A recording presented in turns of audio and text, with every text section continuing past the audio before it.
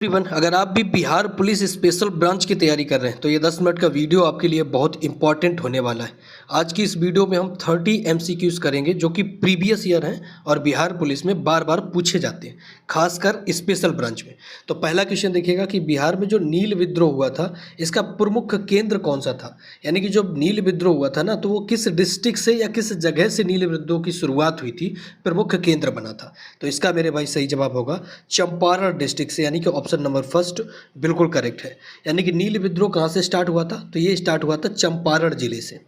बिहार का शोक जो होता है ना, वो किस नदी को कहा जाता है, ये बहुत इंपॉर्टेंट है, बिहार पुलिस का बहुत पसंदीदा क्वेश्चन है। तो इसका मेरे भाई सही जवाब होगा कोसी नदी, यानी कि ऑप्शन नंबर सी बिल्कुल करेक्ट होगा। अब इसलिए शोक इसको कहते हैं क्योंकि ये लगभग काफ़ी ज़्यादा फैले हुए बिहार में बाढ़ लाती है, जिससे आम जनमानस को बड़ी नुकसान होता है, आम जनमानस को बड़ी परेशानी होती है। भारतीय संविधान की प्रस्तावना यानी कि प्रियम्बल में समाजवादी शब्द किस संशोधन द्वारा जोड़ा गया था। अब आपको पता होगा कि जो प्रियम्बल है, प्रियम्बल में 3 जो शब्द थे वो जोड़े गए, समाजवादी, पंथ निरपेक्ष और अखंडता। ये किस कॉन्स्टिट्यूशन अमेंडमेंट में जोड़े गए, ये प्रश्न बहुत इंपॉर्टेंट है, कई बार पूछा गया। तो मेरे भाई सही जवाब होगा 42वां संविधान संशोधन।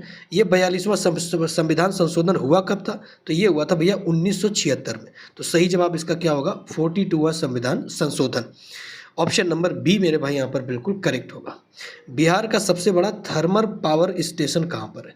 अब बिहार की बात हो रही है तो बिहार का सबसे बड़ा थर्मल पावर प्लांट जिसको बोलते हैं वो किस डिस्ट्रिक्ट में या किस शहर में बसा हुआ है। तो इसका मेरे भाई सही जवाब आप बताइएगा। 4 ऑप्शंस आपके सामने, बहुत इंपॉर्टेंट क्वेश्चन है, ये बिहार पुलिस में बार बार पूछा जाता है। तो इसका मेरे भाई सही जवाब होगा नवीन नगर, यानी नवीन नगर, ऑप्शन नंबर बी बिल्कुल करेक्ट होगा। नवीन नगर में बिहार का सबसे बड़ा थर्मल पावर प्लांट स्थित है, जिससे विद्युत वगैरह की सप्लाई होती है। अब यहाँ पर पीपीटी थोड़ी सी गड़बड़ हो गई। चंपारण सत्याग्रह कब प्रारंभ हुआ था, तो आपको पता होगा ना कि चंपारण डिस्ट्रिक्ट में चंपारण सत्याग्रह आंदोलन जो है प्रारंभ किया गया था। ये 4 ऑप्शंस आपके सामने हैं, अब बताइए कि कब स्टार्ट किया गया था। तो मेरे भाई इसका सही जवाब हो जाएगा 1917 में चालू किया गया था, यानी कि ऑप्शन नंबर सी बिल्कुल करेक्ट होगा।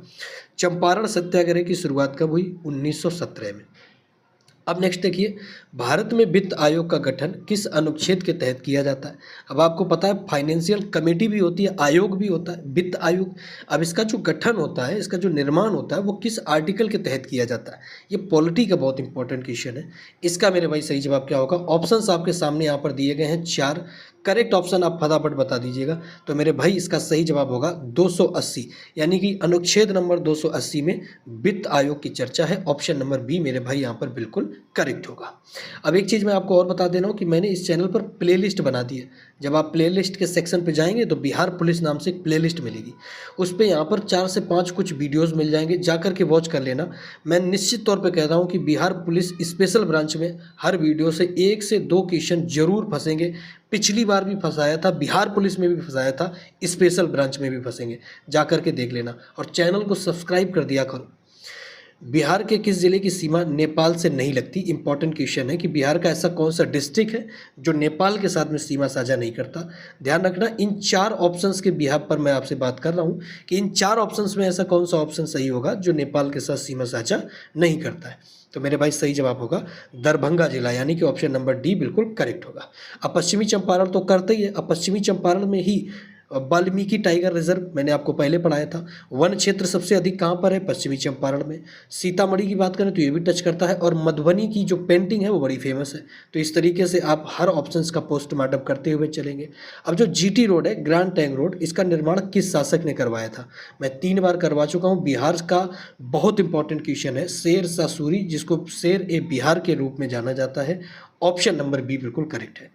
इससे एक प्रश्न और बनता है ना कि शेर ए बिहार के नाम से किसको जानते हैं, तो भैया वो जानते हैं शेर शाह सूरी, और ये सूरी डायनेस्टी का एक अच्छा शासक था। बिहार का प्रथम कृषि विश्वविद्यालय यानी कि एग्रीकल्चर यूनिवर्सिटी बिहार की पहली, ये कहाँ पर स्थापित की गई थी। ध्यान रखना, यहाँ पर मोस्ट इंपॉर्टेंट लगा लेना, क्योंकि ये बिहार की प्रथम यूनिवर्सिटी है, 100% आएगी। कहाँ पर स्थापित करी गई थी, 4 ऑप्शंस आपके सामने हैं। सही जवाब होगा बिहार के पूसा में, यानी कि ऑप्शन नंबर ए बिल्कुल करेक्ट होगा। बिहार में एक जगह है पूसा, वहाँ पर बिहार की पहली एग्रीकल्चर यूनिवर्सिटी स्थापित करी गई थी। भारतीय संविधान का कौन सा भाग यानी कि कौन सा पार्ट मौलिक अधिकारों से संबंधित है? अब मौलिक अधिकार को फंडामेंटल ड्यूटीज़ कहते हैं, जिसको हम एफडी के नाम से जानते हैं, फंडामेंटल ड्यूटीज़। ध्यान रखना, ये भैया किस पार्ट में है? तो ये भाग 3 में है, यानी कि ऑप्शन नंबर बी बिल्कुल करेक्ट है। जब आप कॉन्स्टिट्यूशन के भाग नंबर 3 को पढ़ेंगे तब आप पाएंगे कि मौलिक अधिकारों की वहाँ पर चर्चा करी जाती है। आर्टिकल 12 से स्टार्ट होते हैं। अब आप मुझे बताइए कि कौन से आर्टिकल तक चर्चा होती है, आर्टिकल 12 से लेकर के कहाँ तक। एक प्रश्न और पूछा जाता है कि संविधान के भाग 3 को किस नाम से जानते हैं? तो भैया ध्यान रखना, इसको मैग्ना कार्टा के नाम से जानते हैं, मैग्ना कार्टा। संविधान के भाग 3 को मैग्ना कार्टा के नाम से जानते हैं। अब मौलिक अधिकार कितने हैं फिलहाल? तो आज वर्तमान में 6 मौलिक अधिकार हैं, पहले 7 हुआ करते थे। संपत्ति के अधिकार को हमने हटा दिया है।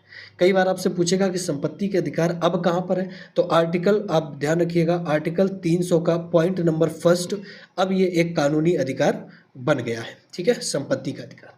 चलिए, बिहार में विक्रमशिला जो विश्वविद्यालय है, इसकी स्थापना किसने करी थी? विक्रमशिला विश्वविद्यालय और नालंदा, ये बिहार के 2 बड़े यूनिवर्सिटी हैं, बहुत इंपॉर्टेंट है। इतिहास में इनका जो योगदान है वो अमर है।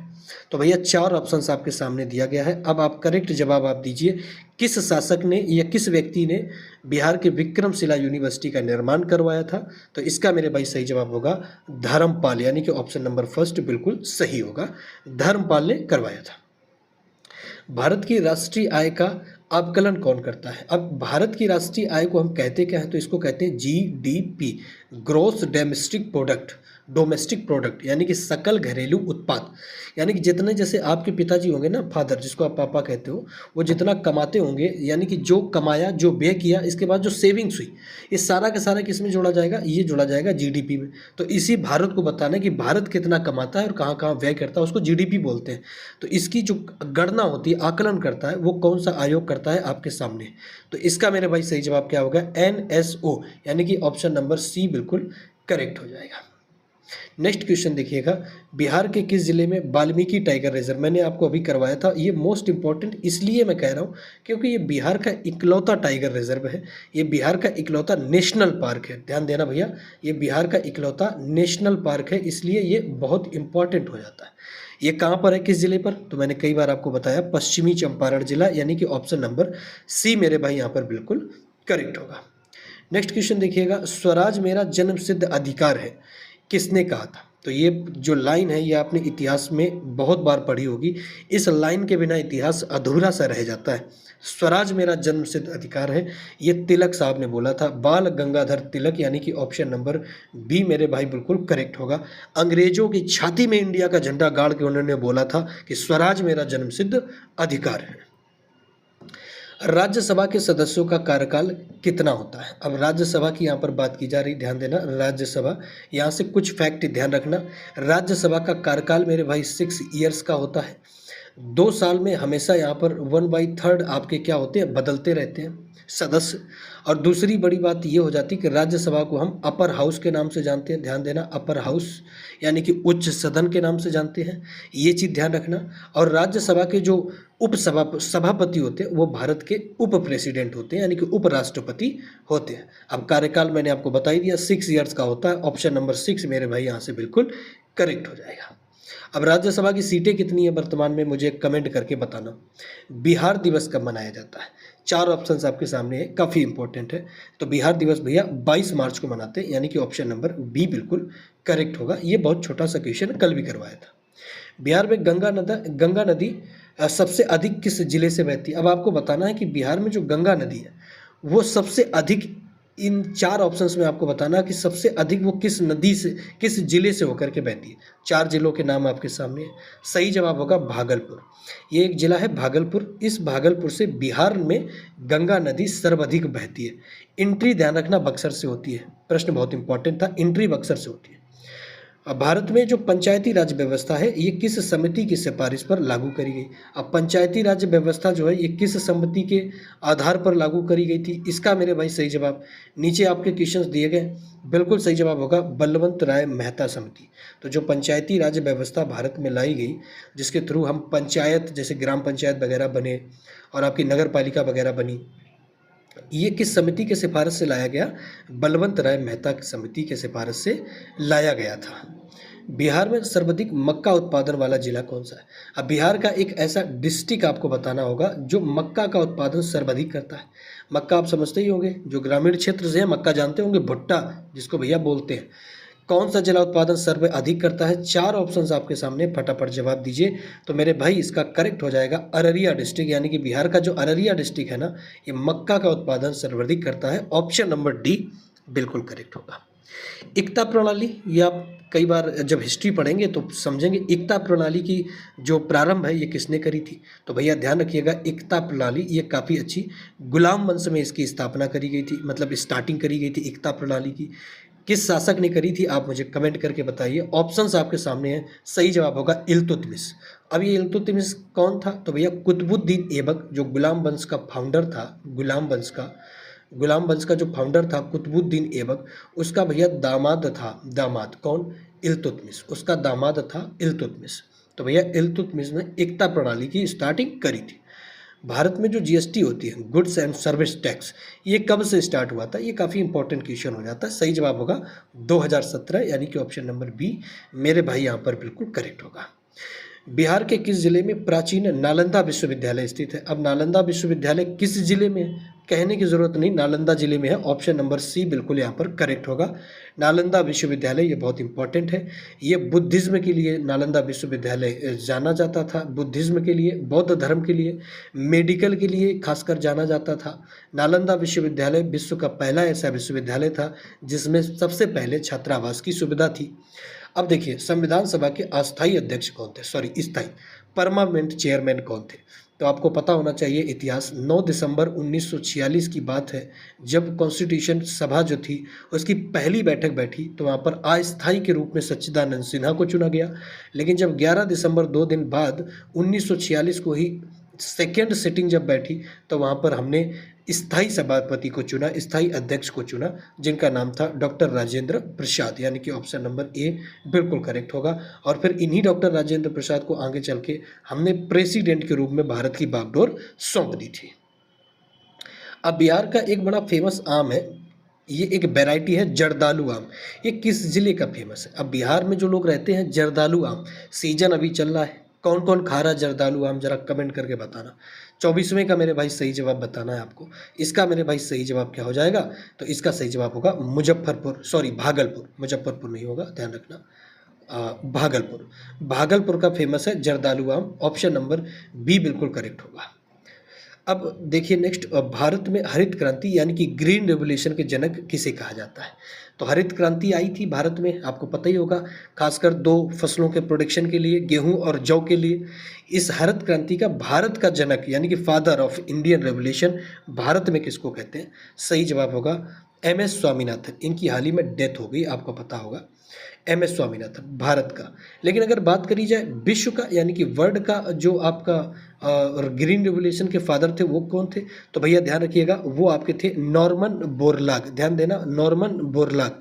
अब एक प्रश्न आपसे यही बनता है कि जो दुग्ध उत्पादन था इसको हमने श्वेत क्रांति कहा, इंग्लिश में बोले तो ऑपरेशन फ्लड, और इसके जो जनक थे वो थे Verghese Kurien. Option number B Verghese Kurien. तो इतनी इंफॉर्मेशन इस क्वेश्चन से ध्यान रखना। अब नेक्स्ट देखिए, बिहार के किस जिले में भैया ककोलत जलप्रपात है? ये बड़ा इंपॉर्टेंट है, ककोलत जलप्रपात। 4 ऑप्शंस आपके सामने दिए गए हैं, सही जवाब आपको बताना होगा। तो मेरे भाई इसका बिल्कुल करेक्ट जवाब होगा बिहार का नवादा डिस्ट्रिक्ट, यानी कि option number B Nawada district में है ककोलत जलप्रपात।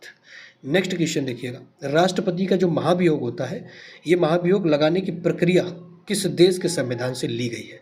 ऑप्शंस आपके सामने है। राष्ट्रपति को हटाने की प्रक्रिया को महाभियोग कहते हैं। अब ये महाभियोग किस देश के कॉन्स्टिट्यूशन से लिया गया है आपको बताना होगा। 4 ऑप्शंस आपके सामने। तो मेरे भाई सही जवाब क्या हो जाएगा? ये लिया गया है USA से, अमेरिका से। Option number B. बिहार में जो सोन नहर परियोजना का संबंध किससे है? जो बिहार की सोन नहर है, इस परियोजना का संबंध किससे है? तो मेरे भाई इसका सही जवाब होगा सिंचाई से है, यानी कि ऑप्शन नंबर ए बिल्कुल करेक्ट होगा। अब यार परिवहन से तो होगी नहीं, बिजली से तो होगी नहीं, मत्स्य पालन से होगी नहीं, जाहिर सी बात है किसी नहर की बिहार में बात की जा रही तो वो सिंचाई होगी। और नहर का सदुपयोग करना सिंचाई के लिए बिहारियों से ज़्यादा और कौन जानता होगा। बक्सर का युद्ध कब हुआ? बड़ा इंपॉर्टेंट है। बिहार का युद्ध माना जाता है बक्सर का युद्ध कब हुआ? इसका मेरे भाई सही जवाब होगा 1764, ऑप्शन नंबर सी। अब इसी बक्सर का युद्ध जो है आपका बंगाल के नवाब और अंग्रेज़ों के बीच लड़ा गया। इसके बाद में फिर आपका प्लासी का युद्ध बंगाल के नवाब और अंग्रेज़ों के बीच लड़ा गया। और फिर मानते हैं कि इसी के समय जब ये दोनों युद्ध हम हार गए, तब जो इंग्लिश थे, ब्रिटिशर्स, इन्होंने भारत पर कब्जा करना स्टार्ट कर दिया। सन 1600 में ईस्ट इंडिया कंपनी बनी थी। इसके बाद इन्होंने पॉलिटिकल भी हम लोगों को हथियाना स्टार्ट कर दिया था। बिहार के जो राज्य की पक्षी है वो बताना है। तो मैंने कई बार बताया भैया, ये आपकी घरेलू गौरैया होगी, ऑप्शन नंबर बी बिल्कुल करेक्ट है। नीचे आपके आंसर्स की भी मैंने लगा दिया, आंसर्स की आप जा करके चेक कर लेना। मैं आपको फिर एक बार बता रहा हूँ कि भैया प्ले लिस्ट बहुत इंपॉर्टेंट है। पिछली बार प्ले लिस्ट से काफ़ी सारे क्वेश्चंस हमने बढ़ाए थे, इस बार भी बढ़ेंगे। प्ले लिस्ट जा करके चेक कर देना। और हाँ यार, चैनल को सब्सक्राइब कर लिया करो, ये बहुत इंपॉर्टेंट होता है। जब आप ये काम करते हो ना, तो मुझे वीडियो बनाने की जो क्षमता है वो भाई साहब 2x हो जाती है, यानी कि हम दोगुनी स्पीड से। अभी आपको 30 क्वेश्चन दे रहे हैं, एक क्लास दे रहे हैं, हम 60 क्वेश्चन देंगे और 2 क्लास देंगे। फ़ायदा आपका होगा, बाकी आप समझदार हैं। चलिए मिलते हैं नेक्स्ट क्लास में, तब तक के लिए जय हिंद, नमस्कार।